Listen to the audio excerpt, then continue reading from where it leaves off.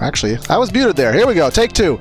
Starting off with the same music we'd start a broadcast off with, but we're doing the Racer's Mind, a little podcast. Haven't done it in, well, a really, really, really long time. And again, someone that you're not used to seeing because he's not usually on the broadcast that we do Mondays and Tuesdays. It's that way. Mr. Brandon Krutz in the building. Hello. So, with what the title of this is, I mean, if you don't know our Racer's Mind, it was a podcast that we started off. It was three of us at one point. Michael DeGroat helped us out. We had Andrew Cardinal help us out. It was, you know, just topics in sim racing, topics in racing overall. And, I mean, it had its following. It had people say, keep doing it, but then nobody watched it. So we kind of got away from it, but a lot has gone on with the channel. I do have the music playing in the background. If people want me to get rid of it, let me know. We got away from it, and we've been getting away from really the channel. As everyone knew with the announcement of LSR TV, we've been broadcasting our races on there. We've cut back broadcasting. As people know recently, we've cut back specifically, and we're phasing out of it. So thought it'd be a good time to give some answers to questions that people may have, and kind of give a little to, from, and where we're going, and what we think about broadcasting overall at today's age. Yep, so, That's where you kind of introduce your own thoughts, Brandon. yeah, I mean, well, well, you know, thoughts on pretty much everything that's happened. First of all, I have no regrets with anything that's happened with this company at all. So, you know, obviously I started this company back in like late 2016, somewhere around there. I know, Corey, you weren't really there when I first started it, but you were pretty much with me well after. And, you know, Corey stepped in. It was a huge help. I couldn't do stuff on my own, so Corey kind of took over the leadership role in the company. You know, I still own a small portion, but Corey is the one that makes, you know, most of the main decisions at this point, and he's done very, very well at it. So I have really no regrets with anything that's happened. Within the broadcast community itself, I think, and Corey, I think you've noticed this too, all of the smaller broadcast companies are slowly starting to crumble apart. Yeah, and I do want to save that specific thought more for the end, but yeah. So just talking about the channel, as you said, Brandon, you got it going. You had your, you had the ideas, you had the thoughts, you had the initiative, and you tried taking it away. And obviously, your computer only got you so far. So I came on board, and well, I had a better computer, have a better computer still, and I started getting used to the overlays. I really enjoyed it, and I was getting the vibe for it, getting the excitement in it, and we were picking up leagues, and it was fun. I mean, I can't even go back and watch our beginning broadcasts. They're absolutely abysmal. No, but I can't either. It was fun. It genuinely was, and I'm saying was, it still is fun. Let me make sure we stress that. But things changed, and I want to say, Brandon, they changed right around October, November, because when we got big, we got our rhythm going. I had a little hiatus for my son when he was born. But once we got going, we picked up steam, dude. We had two, yeah, we had three. Yes, we were, we did. I think there was a couple weeks we were literally doing 6 or 7 nights a week. Yeah, because we did probably 5 nights a week, and then we had a special event on a Saturday or something. And then we picked up some one-offs, and yep, it was getting pretty crazy. And obviously, we're not a big company. We've never been a big company, you know. You know, we have our PR guys, we have, you know, our guys behind the scenes, but we're not a big company. We're doing what we can. It got really tough, and you agree with that, Corey? It got really tough. Yeah, and for me, little preface towards my life is I'm married. Ring on my finger, just got married this past Saturday, actually. I have 2 kids. I have a 8-year-old daughter who I have probably half of the week, and she stays with her mom. And then I have my son he lives with me. And I don't get online every night until about 6, 7 o'clock. And then I'm pretty much, when we were at the peak, I would get ready for a broadcast. I'd prep the overlays, I would do my testing, I would do the broadcast, I'd go to bed, and then I'd go to my job at 5 a.m. every morning. And it got to wear me down. It got to the point where I would go through the day, and be like, I don't want to do tonight's race. I don't want to do it. I don't want to do it. And it kind of got through. I don't know, leadership sometimes, leadership, it holds attitude. It really sets the tone. And I know I wasn't excited to do it, and that makes it where I come online and, well, who wants to take tonight? And neither of you wanted to do it because you knew I didn't want to do it. And where you got, like, at the time, Brandon, you weren't nearly at work, and you guys got to do whatever you wanted, so it wasn't as bad. But for me personally, I was losing the fun. I wasn't even getting to race anymore. I have a good wheel. I have VR. I wasn't getting to do what I wanted to do anymore. And it started to burn me out. And that's when we stopped renewing stuff. That's when we cut back. That's when, admittedly, the quality started to go down, at least on the commentating side.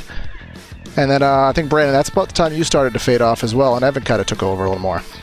Yeah, you know, it is rough for me as well, between work and, you know, trying to get my company up and going. And I love commentating, but I only love, you know, I've started to kind of fall for commentating certain races, whether it's short track or dirt, because that's my thing. I suck at commentating asphalt races, etc. So I road courses. Do that.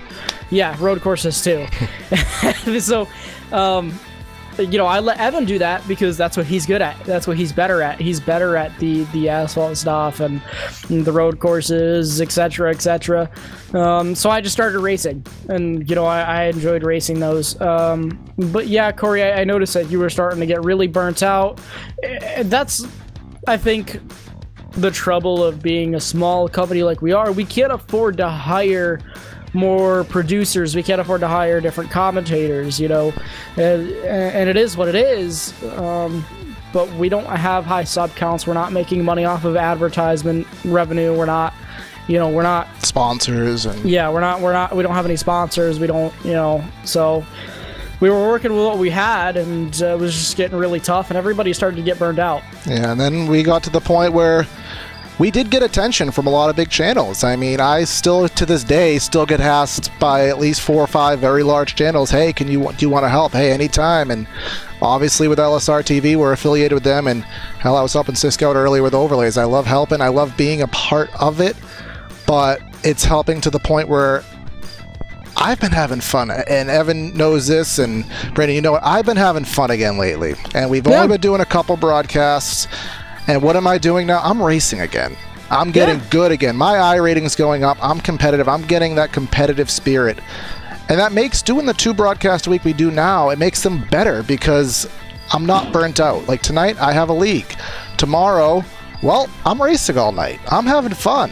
Friday, I'm playing GTA with my buddies, and then it's gonna be, I'm having fun again. And it's not to say anything about guys who broadcast every night. It all depends on you. It depends on your life. It depends on what you want out of broadcasting and what you want out of iRacing. There are people that can do this every night, whether this is what they do full time, whether it's just they don't want to race, whether this is what they want to do to practice to commentate in real life. Whatever the situation is, it depends what you want out of iRacing. And for me, I had my fun, and I will say, as of right now, and I changed my mind on it a couple times. When the last broadcast airs on LSR TV, I'm not sure which one it is, whether it's ASRS or Integrity, I'm not sure. I'm done. I am retiring officially. I originally said I would do some one-offs here and there. I've decided against it. I was contemplating doing a new computer build. I'm not doing it anymore. Like this, whenever that last broadcast is, I'm going to go and I'm going to delete every single overlay off my computer. Like I appreciate everything that everyone has given. I appreciate every single league that's hired us, even the league out there that hates us right now because we dropped them. Everyone who's given us a chance over the years, over the year and a half, 2 years, I thank them for that.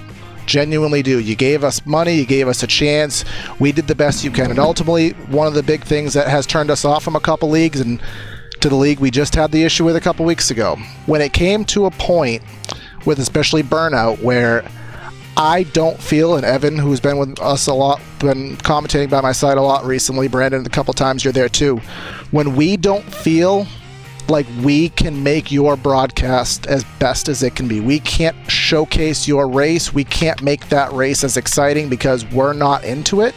Whether it's because maybe it's a low car count and there's not much to talk about and that makes us going into it a little bit bored, or whether it's all cautions, whether it's just not a type of racing that we're into anymore.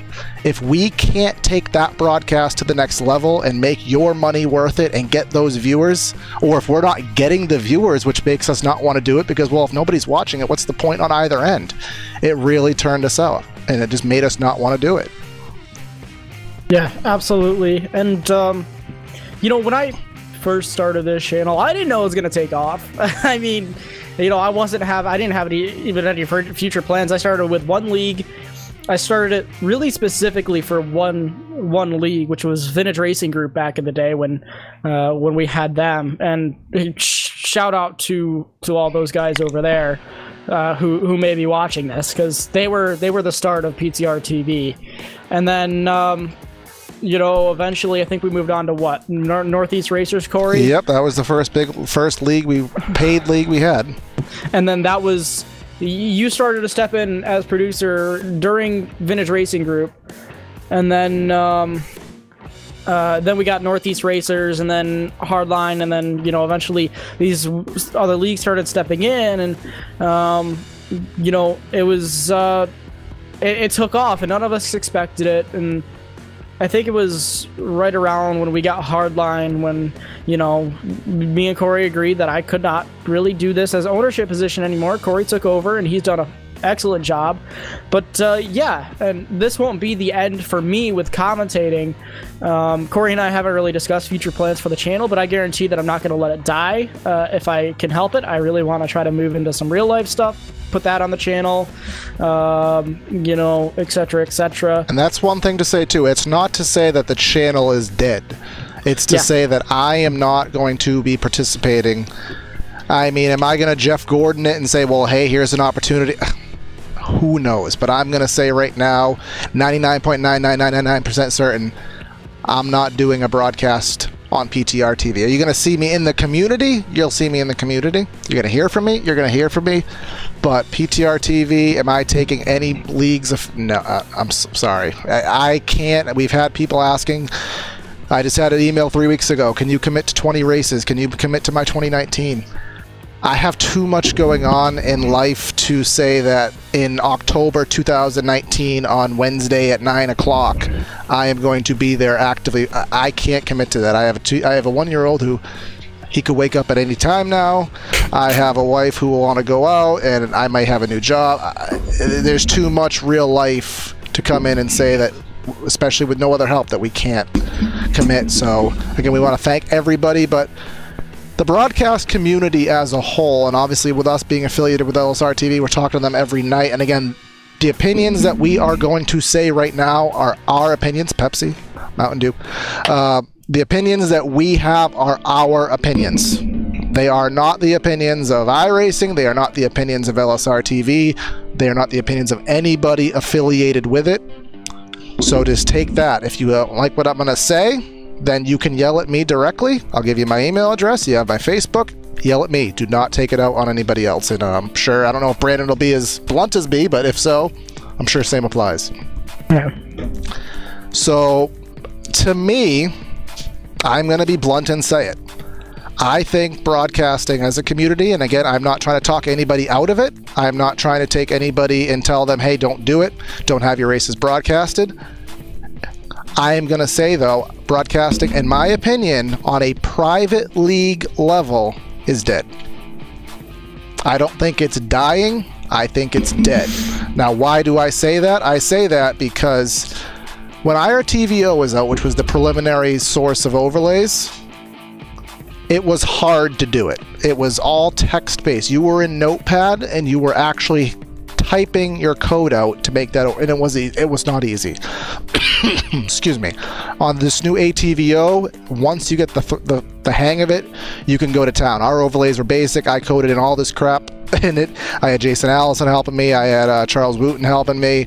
I've been helping other people out. I've been helping, like I was helping out Cisco at LSR earlier today, and I'll continue doing that. But it's easy. So now everybody is doing it. There are nights where there's 10 races live a night. And what, from the broadcast perspective, you're not getting views on that. Think of iRacing as a little town in Montana. A small population. GTA is like California. You have, I don't know, Call of Duty and all that stuff. It's big states, big chunks of the market. iRacing is a little town in Montana. That little town in Montana used to have 2 or 3 coffee shops. Those coffee shops were all thriving. They all had customers. Now we're still the same population, maybe a tiny bit more, but now we have 12 coffee shops.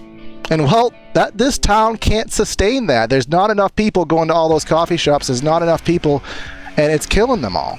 Because you're doing a broadcast for 30 views. You're doing a broadcast for 60 views. We're still getting paid the same, but the viewership isn't there. So you as a league owner are starting to pay these channels, us included, and are you getting what you want out of it? Are you doing it for your drivers? Are you doing it for yourself? Or are you doing it for exposure? Because if you're doing it for exposure with 10, 12 leagues a night being broadcast, why do I want to watch your race when there's these other 11 races going on, and there's peak antifreeze where I actually kind of have more affiliate, like, you know what I mean, Brandon?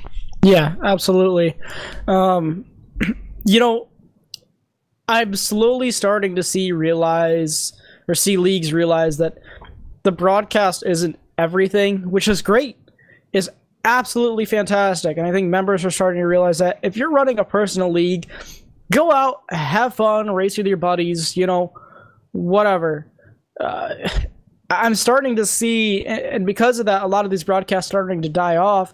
I'm slowly but surely starting to see this iRacing broadcast community turn back to what it was before like iRacing Live was open to everybody, for example. You know, before all these small companies started popping up, and like you said, Corey, basically anybody could do it. You know, and I don't think it's a bad thing, personally. I don't think it's a bad thing to have just a couple of the bigger companies there doing the majority of the broadcast. Now, is it good to have a couple of smaller companies here and there? Yeah, sure, it's a more affordable option. But I think right now we're just so flooded. There's no viewership. Companies, especially owners, are starting to get burnt out with everything, just like us. And, you know, I think that they're starting to diminish. Yeah, because back in the day, and we had a couple broadcasts for our private leagues, the league I actually met Brandon in. It was in 2016. We had a couple races on max speed, and that was when it was cool. There was only maybe 5 channels then. There was RaceBot, there was LSR, there was max speed, there was GSRC, and that's about it, really. And it was cool. You had a broadcast. Everyone's like, the broadcast got a lot more views. 2016, early 2017, we splurged. We didn't do small broadcasts, and we splurged and did a couple on RaceBot feature events, and that was cool.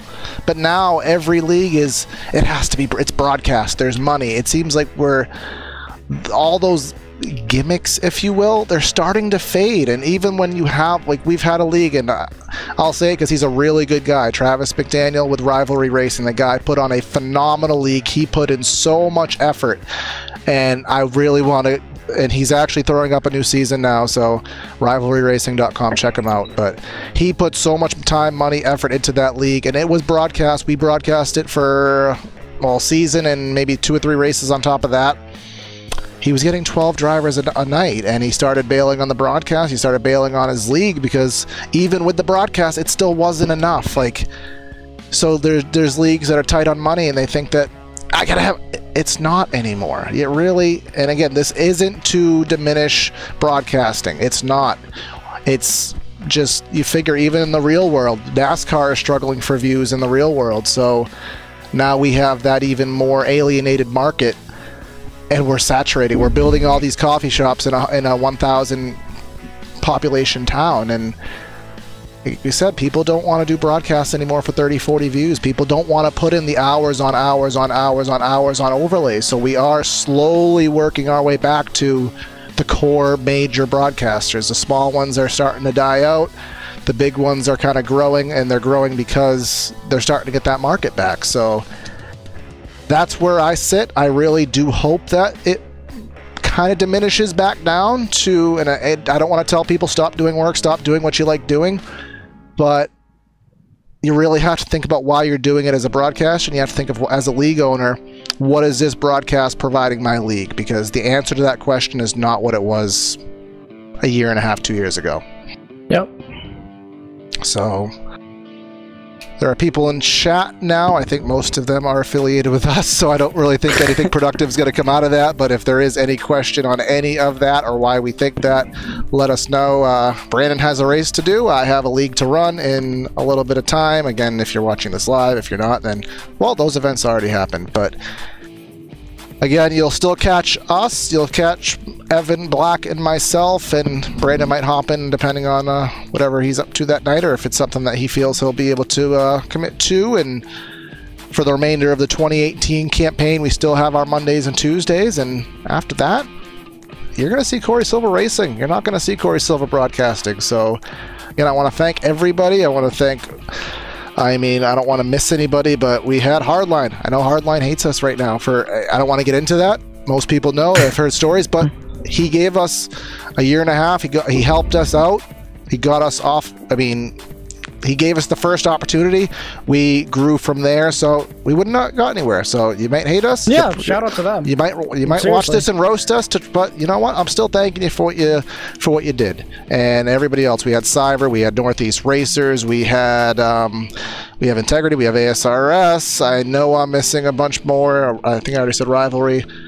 But if I missed you, I'm sorry. But again, thanks everybody. And like I said, Brandon's probably going to be more in charge of PTR TV. He's going to be building a new computer so he can do more with it. Maybe he's streaming content. Maybe he said real life content. He works at a dirt track and wants I'm working to get some real life highlights together for the channel. I'm looking to get a new computer. Future's looking bright for the channel, even if it's not iRacing broadcasting. You know, maybe we could still do these podcasts like once a month. You know, we'll keep everybody updated. I plan on updating the website, doing a website, not an overhaul, but I plan on updating everything on the website. So primetimeracing.tv. Make sure everybody stays tuned onto the website. So yeah. And quick message in chat. The KR Stolf, I know you're from Max Speed, and like I said, you guys do a great job over there, and you guys have a long history in the market. And again, you're one of the big broadcasters, so the whole premise of everything as we wrap up is it's not to say broadcasting is bad. It's not to say people do a bad job at it, that new people. There are a lot of small channels with 100 subscribers that do phenomenal jobs. Yeah. And the premise of it is more as a league owner and more as a viewer. Broadcasting has taken a tank because of the saturation. iRacing right now, it can't support it. It can't support 12 broadcasters a night getting 8, 10, 12 views, or maybe one person has 50 views, one person has 2. You're still putting in the same time and effort. It's just something needs to change. Either we need to cut back on broadcasters, or we need a lot more people watching. I mean, either or. But again, we're gonna wrap this up. So thanks to everyone who tuned in. And again, we're not going anywhere, but we're gonna be changing what we are doing. So thanks everyone for watching. Have a great night, and we'll catch you next time.